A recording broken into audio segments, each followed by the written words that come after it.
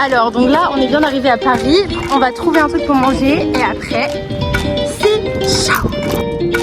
Après 30 heures de vol, 2 escales, 45 embrouilles, on est enfin arrivé au Pérou. Notre premier stop du voyage c'était à Lima où on est resté 2 jours dans le quartier de Miraflores et on a vu plein d'artistes de rue, plein de chansons, plein de danses partout, c'était trop bien. Ensuite, on est parti direction Paracas et c'est là qu'on a rencontré Léa.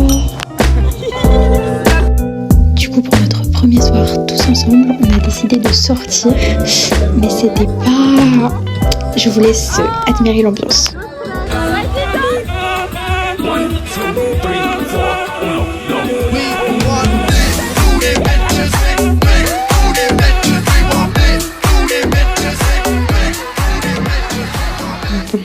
Voilà. Après cette soirée pas très entraînante, on est allé se coucher parce que le deuxième jour, on visitait la ville toute la journée. On a commencé par un tour en bateau pour aller voir les lions de mer et l'après-midi, on est allé voir plein de super miradors.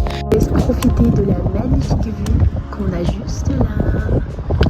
De retour dans le vlog, c'est notre dernière matinée à Paracas. Tant mieux parce qu'il y a une alerte tsunami dans les villes côtières, donc on part. On plie bagage. Il y a la police un peu partout avec leurs sirènes et il y a tout qui est en train de fermer. Donc sympa. Se faire expulser de la place avec la police. Bye bye. Donc ok. Petit déj, fini Paracas.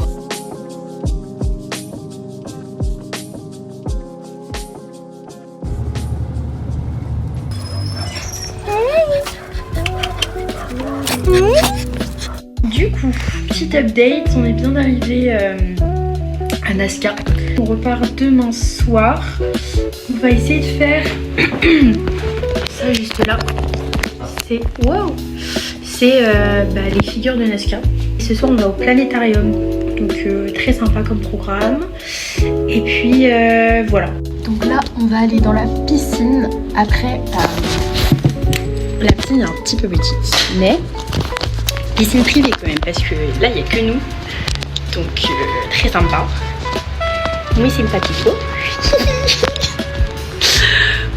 Vue sur les travaux qui sont pas finis. Très sympa.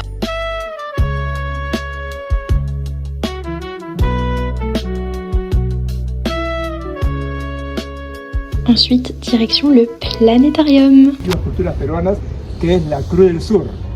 Miren la cruz que hay por aquí. Es el mes que hemos celebrado la Cruz del Sur. Que representan animales, plantas. Demain au programme, du coup, on va voir les fameuses lignes de Nazca. Et après, À 11h, et puis voilà, quoi. Après, le soir, on repart. Direction Arequipa.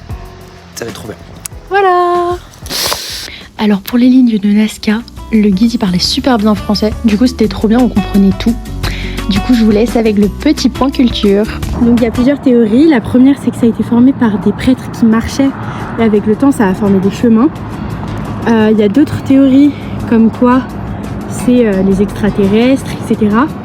Il y a une chercheuse qui s'appelle Maria qui pense que c'est l'astrologie. Parce qu'en fait il y a des figures, il y en a une notamment de 396 km de long qui pointe exactement vers la constellation du Scorpion.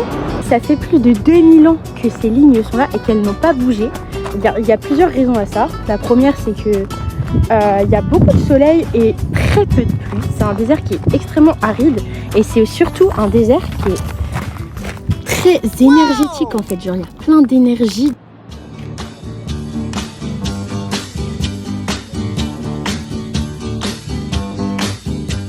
On a vu 3 miradors au total et le dernier c'était des petits animaux. C'était trop cute. Après les lignes de Nazca, on est allé voir les architectures pré-inca en commençant par les pyramides.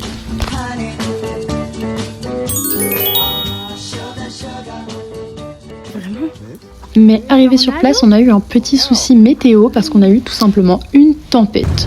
Voilà, très sympa, pas ultra rassurant, je vais pas vous cacher. Donc on est resté coincé dans des chemins avec du vent et du sable partout pendant environ 1 heure. Et après ça s'est calmé et on a pu aller visiter le dernier point, c'était le cimetière de Chochilla. Avec le cimetière, il y avait un petit musée qui accompagnait la visite et c'était la fin de notre périple à Nazca. On a ensuite pris le bus toute la nuit pour arriver à notre 4e stop du voyage, Arequipa. Comme on restait dans cette ville une seule journée, on a essayé de visiter la ville au maximum. Donc voilà quelques images d'un musée qui explique la fabrication de textiles depuis la société Inca.